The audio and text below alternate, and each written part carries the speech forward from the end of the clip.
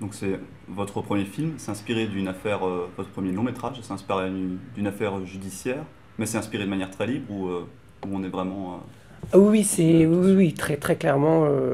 très clairement, je me suis au départ inspiré de l'affaire Fortin, c'est-à-dire l'histoire d'un homme qui est parti dans la nature avec ses garçons quand ils étaient en bas âge. Et moi, vraiment, très clairement, mon film raconte ce que c'est que d'avoir des garçons, enfin d'être en cavale et d'avoir des garçons qui ont 16 et 18 ans, qui peuvent plus partir en cavale. Donc vraiment, mon film commence là où le fait divers s'arrête. D'autant que moi, je veux être très clair avec ça. J'ai rencontré les Fortins, ce sont des gens qui sont des gens de valeur et qui ont un message à porter, notamment un message. Enfin, ils veulent témoigner de l'injustice qui leur a été faite, en fait. Le père, Xavier Fortin, tout simplement, on lui a dénié son droit d'être père et d'élever ses enfants pour tout un tas de raisons. Il suffit juste de se plonger dans l'histoire pour voir que voilà, ils ont des choses à raconter, et ce que raconte pas mon film. Donc très clairement, je suis parti du fait divers, mais je raconte tout autre chose. D'accord, c'est une thématique ou une histoire qui vous tenait à cœur déjà avant de connaître le fait divers ou c'est Disons qu'au vraiment ça moment dès le départ? où, oui, enfin au moment où j'ai rencontré ce fait divers, ça a résonné en moi parce que ce qui était très beau, c'était voilà, j'allume la radio, j'entends des garçons, deux, de 16 et 18 ans, qui défendent leur père bec et ongle, un père qui vient d'être incarcéré, et qui racontent que pendant 11 ans de cavale, leur vie a été belle et que c'est pas l'enfermement dont on parle dans les médias. Et donc c'est intéressant. Évidemment, se pose la question de est-ce que ces garçons sont suffisamment libres pour le penser vraiment. Et après, moi, j'ai rencontré, enfin, lorsque j'ai voulu écrire cette histoire, je suis parti de là, de cette ambiguïté que ça pouvait créer. Est-ce qu'on est libre de parler de son père quand on a vécu avec lui en cavale pendant 10 ans? Après, moi, je les ai rencontrés, c'est des gens libres.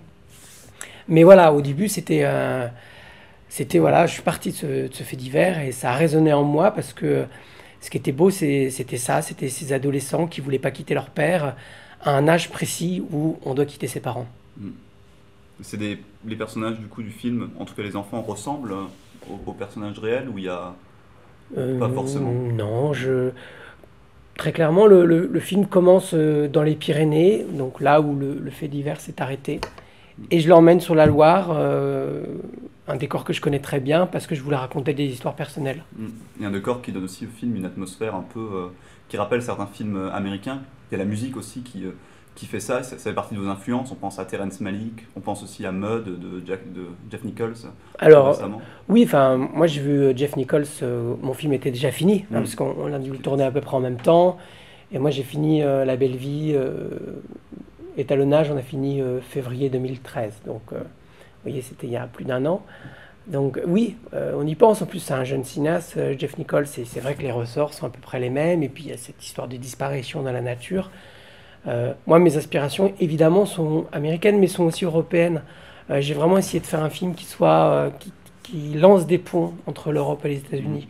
J'ai vraiment voulu faire un film qui filme la France, les Pyrénées, la Loire, comme on les voit assez peu, mais d'une manière comme le prisent des Américains, c'est-à-dire à la fois poétique et spectaculaire. Je voulais pas gommer la part spectaculaire.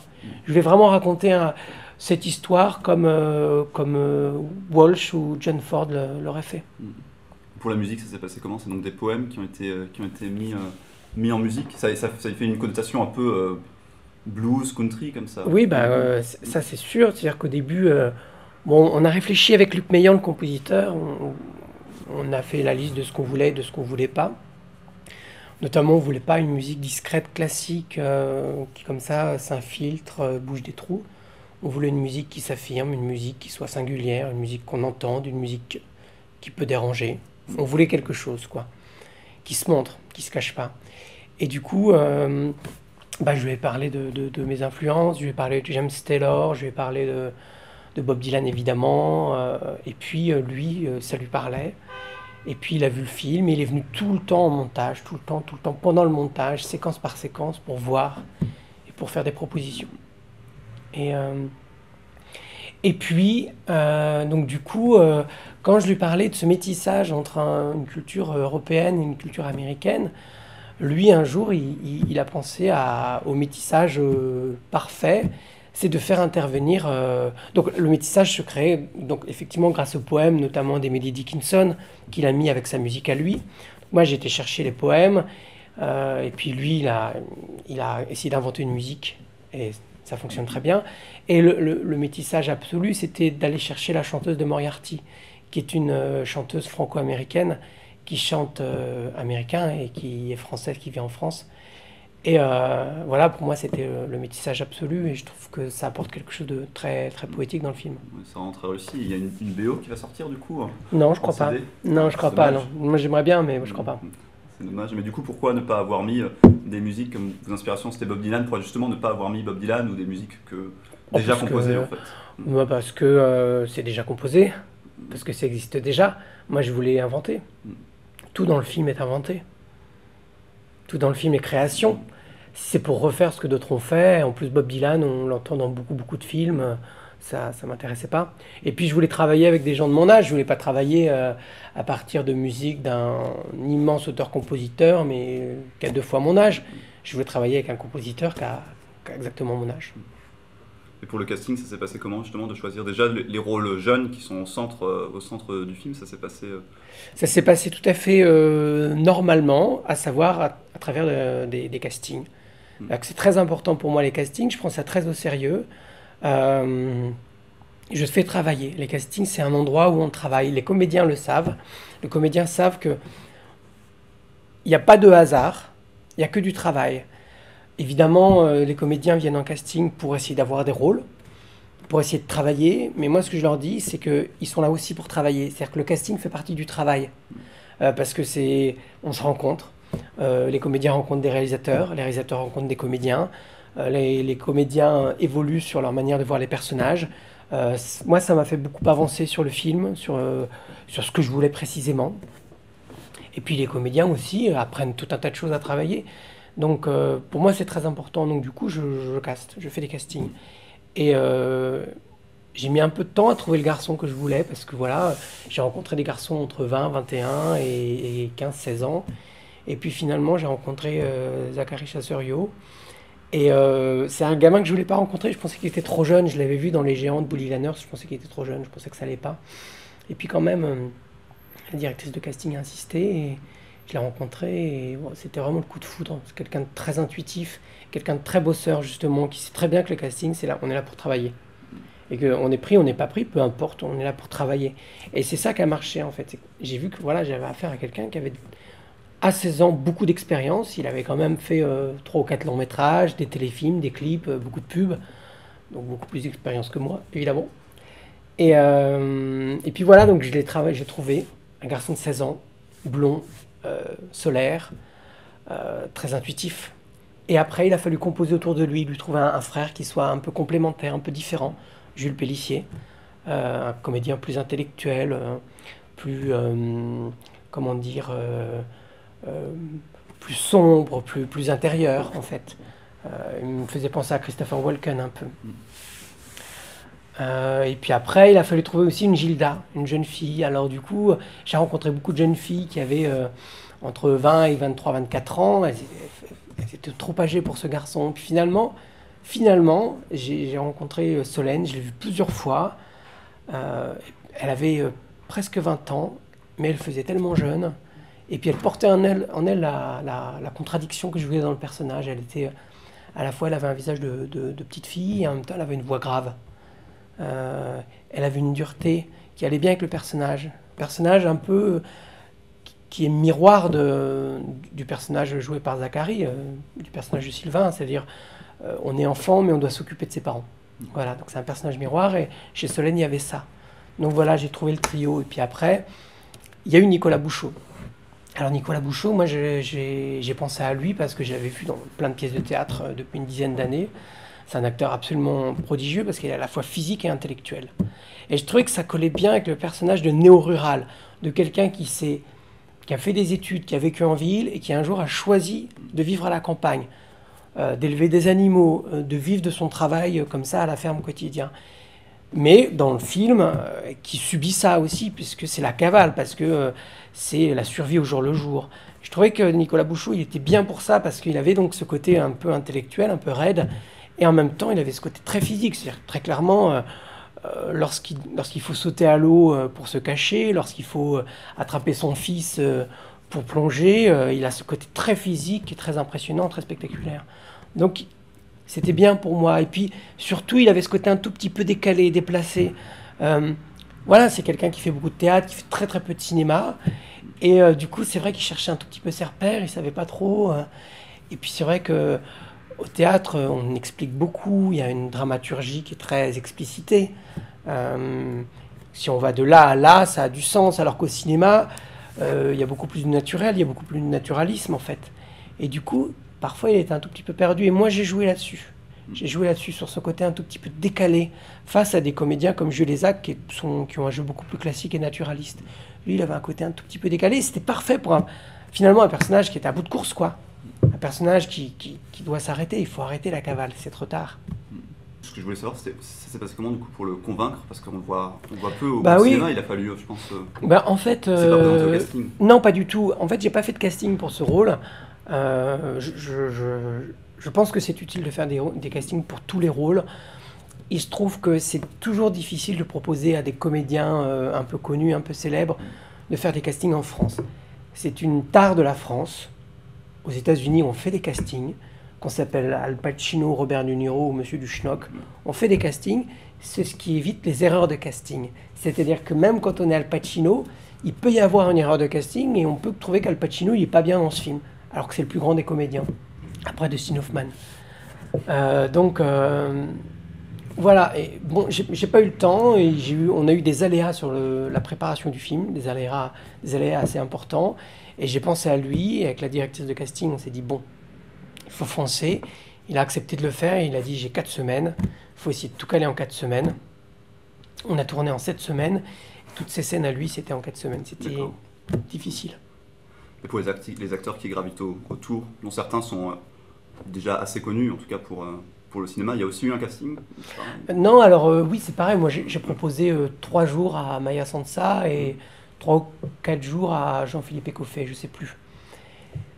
Ça, c'était des figures qui étaient importantes pour moi parce que à l'intérieur du récit, c'était des tout petits rôles, mais c'était des rôles relais. C'est-à-dire que quand Sylvain et son père, Yves, arrivent chez Maya Sansa, on a, à l'instar du personnage de Sylvain, une impression de déjà-vu, une familiarité. On se dit, on la connaît, cette comédienne. Et le personnage de Sylvain se dit, je la connais. Mais oui, parce que sans doute elle les a hébergés plusieurs années avant, sans doute qu'elle a été un relais. Et nous, on la connaît, Maya Sansa. C'est pas une immense star, mais c'est une actrice extraordinaire. On la connaît surtout pour les films italiens, les films de Bellocchio, comme Buongiorno Notte, et plus récemment, La Belle Endormie, et puis La Nourrice. Et comme elle avait joué dans Buongiorno Notte, où elle joue une résistante, elle joue le membre du réseau qui a tué Aldo Moro, j'aime bien faire, ça crée des liens en fait, ça tisse des liens entre les films. Et donc j'ai tout de suite pensé à Maya. Et elle m'a fait l'honneur de venir dans le film. Et en plus de ça, elle est extrêmement exigeante, c'est-à-dire que les choses qu'elle n'est pas dans ce petit personnage qui faisait 3 jours de tournage, donc quelques pages. Parce que c'est vrai qu'on est moins attentif quand on a quelques pages sur un personnage que sur un rôle principal. Et ben du coup, elle les a réglées. Elle m'a fait des propositions, elle m'a dit ça va pas. Elle a réglé les choses. Et Jean-Philippe, c'était pareil. Jean-Philippe, pareil, comme c'était Jean-Philippe Écoffet, comme c'était le rôle du père de Gilda, il fallait qu'on soit immédiatement conquis par cette figure, parce qu'on le connaît, Jean-Philippe Écoffet. Et voilà comment ça a fonctionné. Évidemment, je ne les ai pas castés c'est des tout petits rôles. Mais voilà, j'ai des règles et j'ai beaucoup d'entorses à mes règles. Et en dehors des personnages, il y a aussi les lieux qui sont vraiment au cœur du film. La nature particulièrement, la ruralité, etc. Ça s'est passé comment du coup, le repérage de ces... Alors je fais presque tout le temps mes repérages tout seul. Ça a été une partie de mon métier avant. Je faisais ça pour d'autres réalisateurs. J'aime beaucoup ça. Je trouve que c'est un moment crucial, c'est comme le casting en fait. C'est tout d'un coup le film va avoir un visage singulier selon qu'on fait des repérages là ou là. On va lui donner un visage, on va lui donner une enveloppe ou un manteau comme on voudra. Et donc c'est très très important pour moi de le faire. Parce que tout d'un coup on apporte une forme sensible, concrète, réelle à des idées qui sont sur le scénario. Donc je l'ai fait un peu tout seul, beaucoup avec les directeurs de production, qui était vraiment quelqu'un de formidable sur le film. Et puis après, avec mon assistant, et voilà. Mais moi, comme j'ai l'habitude de faire ça, j'ai des méthodes pour le repérage. C'est-à-dire que je travaille beaucoup sur cartes. Sur cartes et sur Internet, Géoportail, Google Maps, tout ça. Et puis après, je m'y rends. Mais ça demande du temps, ça demande de la patience. C'est comme le casting, en fait. Et c'est comme l'écriture. Mais c'est des lieux que vous connaissiez déjà? Alors, les Pyrénées, pas du tout. Je connaissais un peu les Pyrénées, j'étais en vacances, mais l'endroit où on a tourné, pas du tout. Et pourtant, j'avais tellement bien préparé que le premier jour de nos repérages, on a trouvé le décor principal. Parce que ça se prépare sur des cartes, IGN et tout.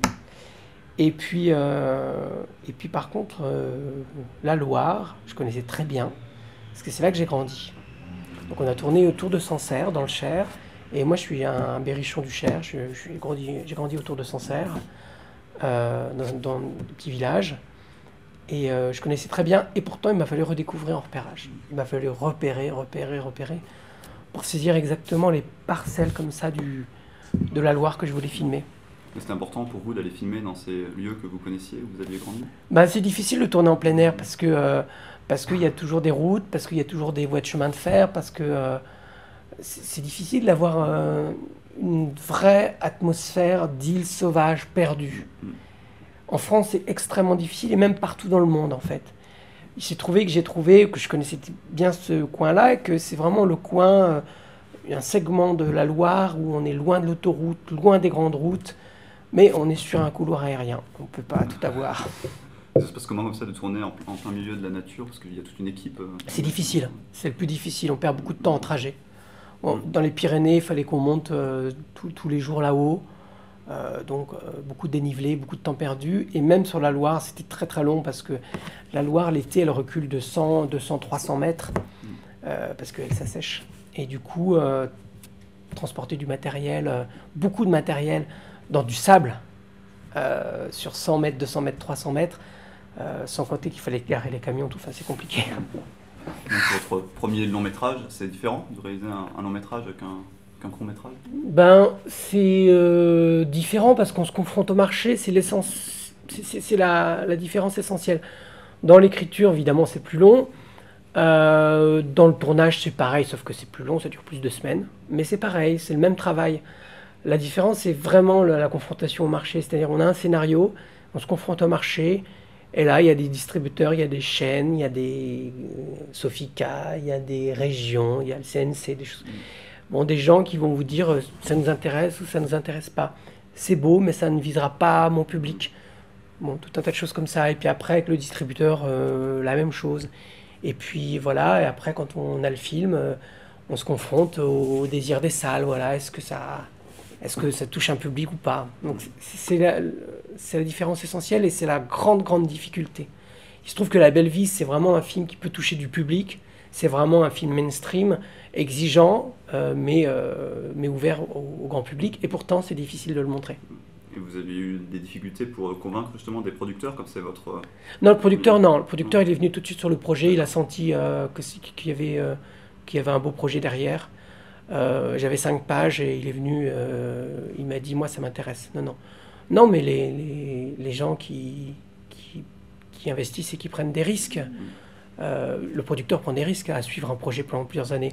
Mais les gens qui doivent signer les chèques au moment du tournage, c'était ceux-là qu'il a fallu convaincre et c'était pas facile. Puis les distributeurs. Bah oui.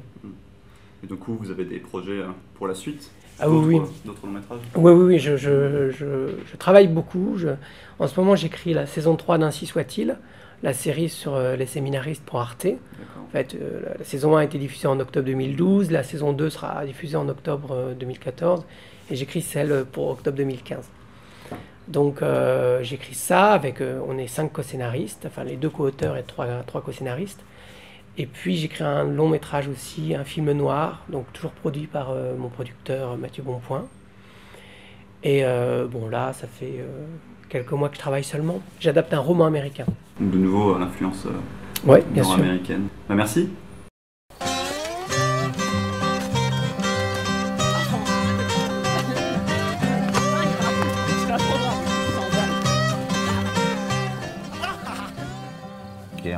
Te manque quelque chose? Tu plaisantes? Et toi, Sylvain, il te manque quelque chose? Non, ça va.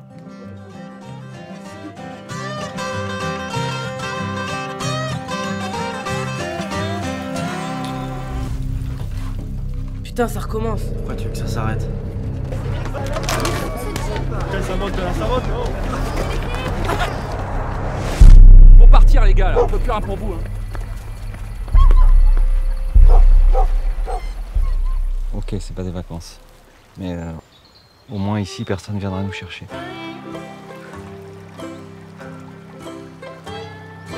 Tu fais quoi ici? T'es en vacances? Ouais, enfin non. Je m'appelle Gilda. Franck. Pourquoi tu mens? T'es un menteur. Ouais, professionnel. Ça fait 11 ans que ça dure. Mais c'est pas de ma faute. Je suis obligé de mentir. C'est cette fille. Elle sait qui tu es. Elle sait où on part. T'es grand maintenant. Sylvain, ta vie, elle t'appartient.